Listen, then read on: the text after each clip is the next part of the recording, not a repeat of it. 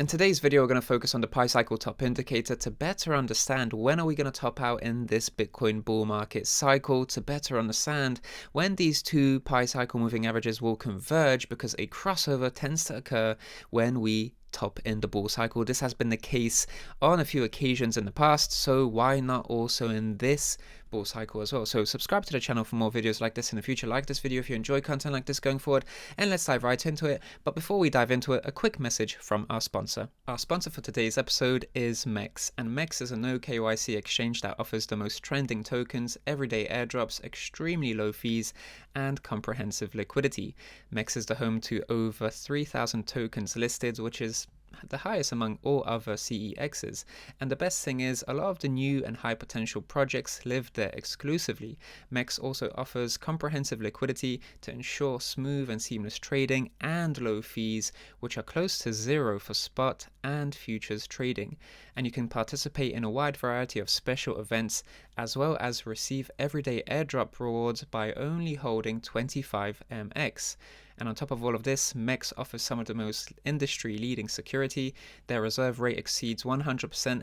They offer secure asset storage as well as a futures insurance fund. Sign up using my link in the description down below and give MEXC a go. Thank you very much to MEXC for sponsoring this episode, and let's dive right into this Bitcoin update where we talk about these converging moving averages to better understand the Pi cycle crossover to indicate a Bitcoin market cycle top, because that's been the case in previous cycles.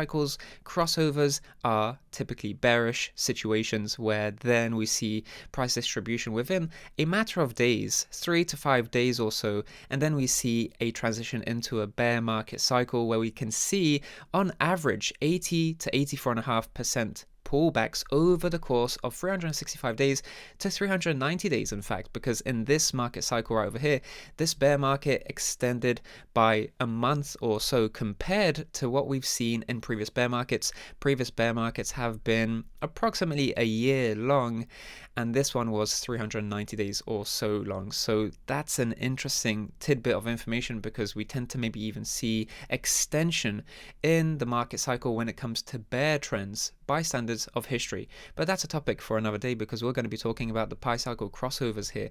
And when it comes to these two key moving averages, they tend to act as dynamic supports and resistances.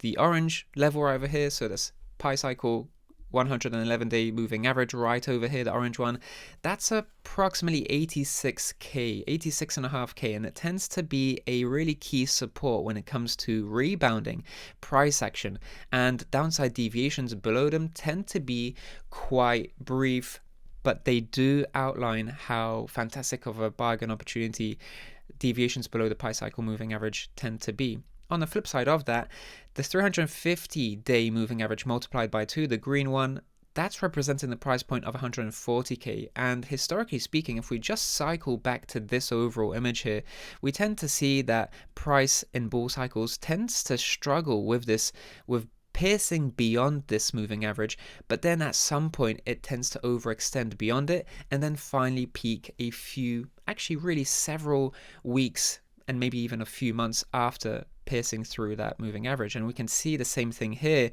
We've seen pullbacks, rejections from this green moving average, but ultimately whenever we break beyond it, we turn it into support, and that can happen on a few occasions, but generally that overextension sees us go to price discovery and new all-time highs and a fantastic bull cycle, a parabolic phase in the cycle. And so breaking beyond these, this green moving average, that's a really important moment for price action, because that enables parabolic movement to new all-time highs and beyond. Price discovery, really just searching for price discovery and trying to go to new highs that we haven't seen before. And so this moving average is located in and around the 140k region. And what I want to talk about is reaccumulation phases, because we've seen a reaccumulation phase after the halving, which lasted quite a bit of time, as we remember.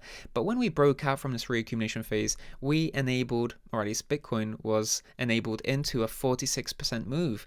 And we're currently seeing once again another reaccumulation period right now. And of course, we have to mention that this period is so much shorter and even a narrower range than what we saw back here in the post-halving period. So we can't quite compare this, but what we can do is try to understand that this is also a reaccumulation phase. It's a shallower one because we only saw a 17% pullback here.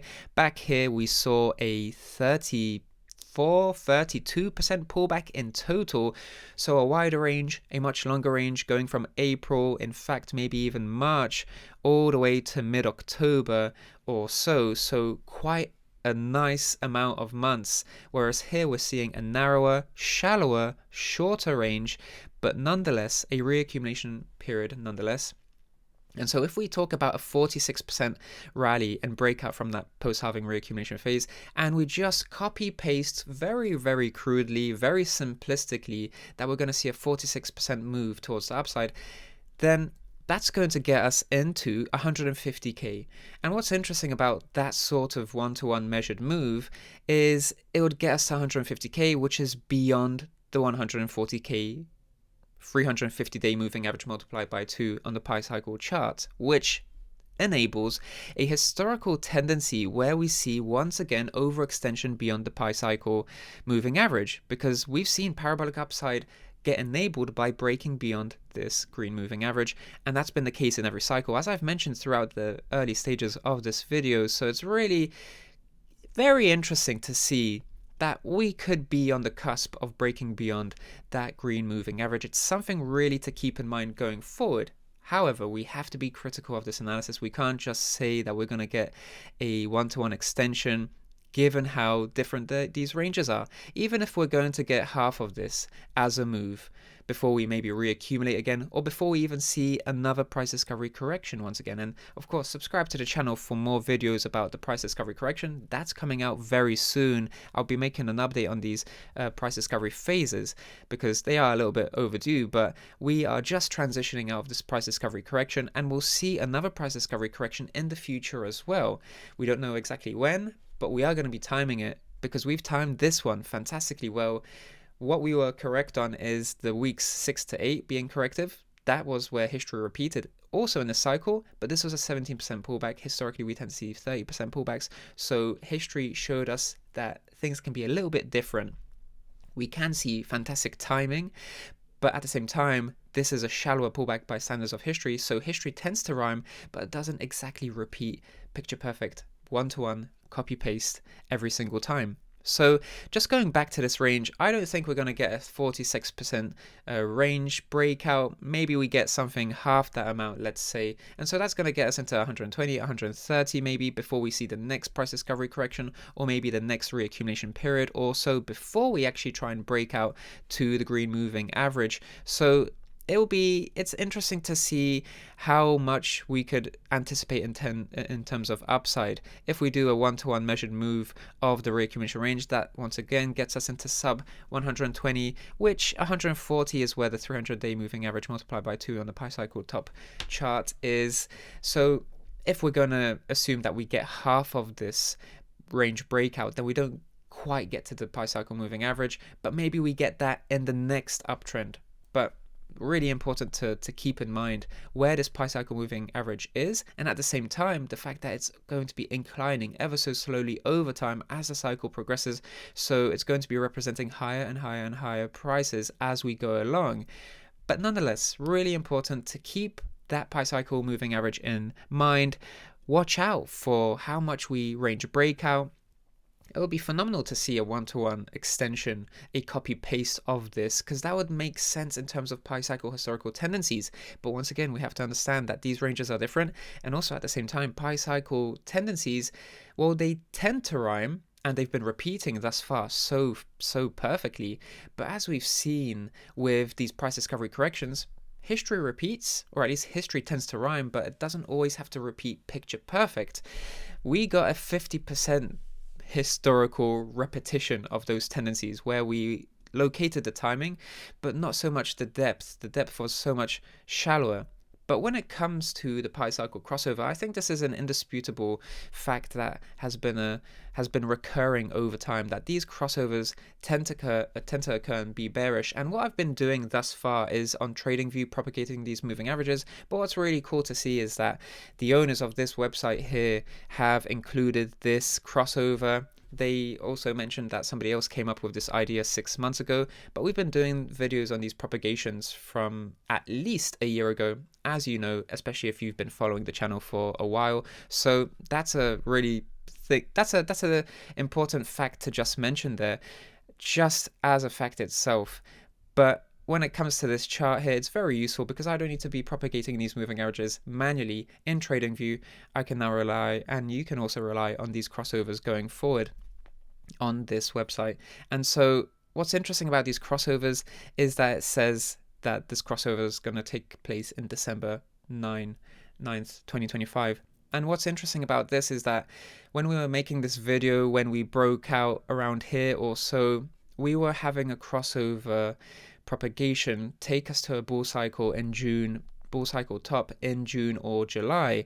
So that meant that we were maybe going to see an accelerated cycle once again by standards of these crossovers. But because we've seen a 17% pullback as of late, we're now kicking the can down the road in terms of this crossover. So it gets us into December. And what's interesting about that is that because of that pullback, we've overextended to the bearish side. And when we break out soon, we're going to start overextending to the other side, to the bullish side, where we get to a crossover in September, maybe August, maybe July, maybe June. And we're going to keep doing that. These moving averages are going to continue to adjust over time.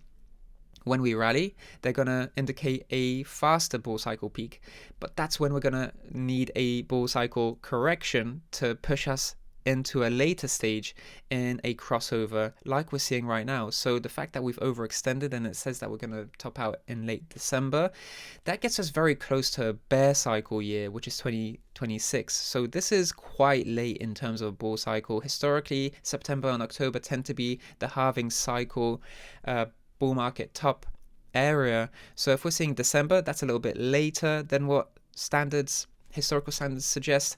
And if we break out and bring this crossover to a July moment, that's going to suggest that we're accelerating a bit and we're going to be before September. And so as a result, that's also going to be probably incorrect. And it's all about these moving averages constantly changing over time as we rally, as we pull back, and at some point we're going to hone in on a crossover that's going to be accurate finally, but that'll take a bit of time. At the moment, we have to break out soon and change this crossover propagation to get us closer into November, into October, into September, and if we rally exponentially, incredibly, then maybe we even see that come into July, June or so. So some things to keep in mind here, that this is a moving target. It's going to be a really important crossover to look out for. It's going to be changing all the time. We're going to be kicking the can down the road whenever we pull back, and we'll be bringing that crossover closer into the future whenever we rally exponentially. And because this pullback has already very likely finished, we're going to be transitioning into the second price discovery uptrend, which is going to be bringing this crossover closer into the future once again as part of mean reversion. That being said, subscribe to the channel for more videos like this in the future. Like this video if you enjoyed this video, and I'll speak to you in the next one. Speak to you soon.